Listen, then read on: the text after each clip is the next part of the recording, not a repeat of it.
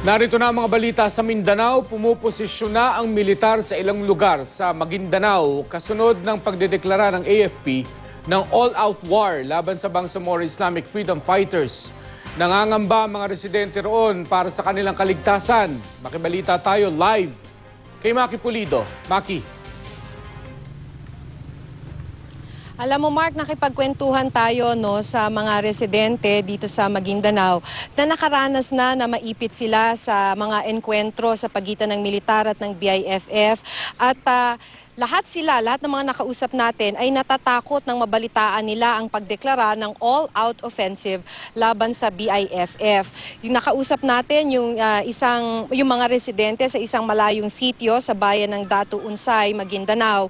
Alam mo, hindi biro makarating dito sa sitio na ito dahil sa pangit ng kalsada, lubak-lubak kasi. Kaya kung di ka maglalakad, magmomotorsiklo ka. Dati na nilang naranasang maipit sa putukan sa pagitan ng militar at ng BIFF. Noong 2012, ang huling putukan na tumagal nga ng 1 linggo at noong mga panahon daw na yon ay hindi talaga sila nakakain or nakainom man lang. Alam mo yung nakikita nyo ngayon sa inyong mga TV screens, Mark, yun yung mga foxhole na lahat kasi ng mga bahay doon sa sitio na yon ay may kanya-kanyang foxhole dahil ang sinasabi nila wala naman daw silang matakbuhan, wala rin namang mga evacuation center para sa mga sitwasyon na nagkakaputukan na sa pagitan ng BIFF at ng militar. Kaya yung mga foxhole na yon ang kanilang inaasahan. So lahat ng bahay dun sa pinuntahan namin sa may Datu Unsay, Maguindanao ay may sarili silang mga foxhole dahil ito nga yung tanging proteksyon nila sakaling magkagulo muli. Ang iba, Mark, nakita nyo kanina sa inyong TV screen ay nililinis na yung foxhole matapos nga mabalitaan yung deklarasyon ng Armed Forces ng all-out offensive laban sa BIFF. Pero ayon kay Lieutenant Colonel Pedro Balisi ng 1st Mechanized Battalion ng Philippine Army, prioridad nila ang kaligtasan ng mga sibilyang posibleng maipit sa gulo. Sa ngayon, Mark, ay wala pang putukan pero pumuposisyon na ang militar at tinitiyak pa yung mga posisyon ng BIFF na tatargetin ng opensiba ng militar. Mark? Maki, ibig sabihin ba sa punto na ito na sinasabi mong pumuposisyon na, yung mga civilian communities, are they being evacuated right now?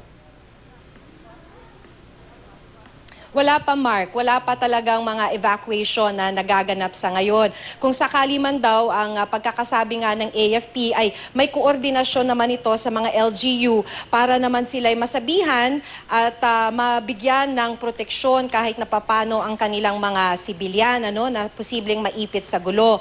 Ang problema lang naman, Mark, may mga talagang lugar katulad nung napuntahan natin kanina, isang sitio sa may Datu Unsay, Maguindanao, na nasa may kabundukan na kasi.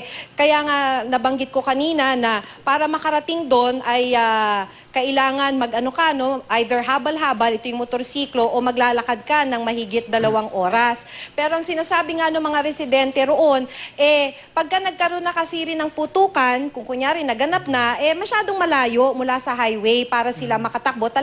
Kaya talagang nagsistay sila. At ayaw rin naman kasi ng mga residente na mag-evacuate ahead of time. Sakali nga magkaroon ng opensiba dahil ang ibig sabihin lang nun, hindi sila makakapagtrabaho. At kapag di naman sila makakapagtrabaho, paano nga naman sila kakain, Mark?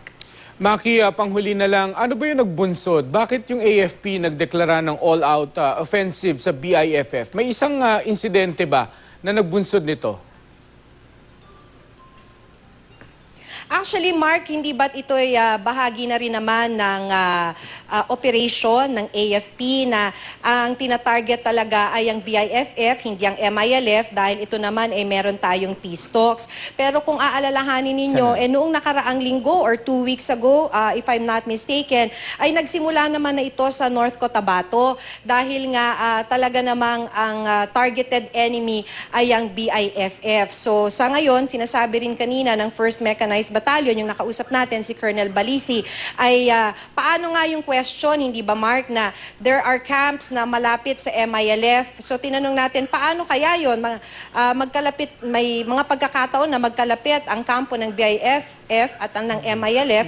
At ang sinasabi nga nila ay may mekanismo dito sa may ceasefire, Cessation of Ceasefire Committee, Cessation of Hostilities na committee para matiyak na yung tatargetin nga ng AFP ay talaga namang kampo ng BIFF, Mark. Okay, maraming salamat sa iyo, partner, Maki Pulido.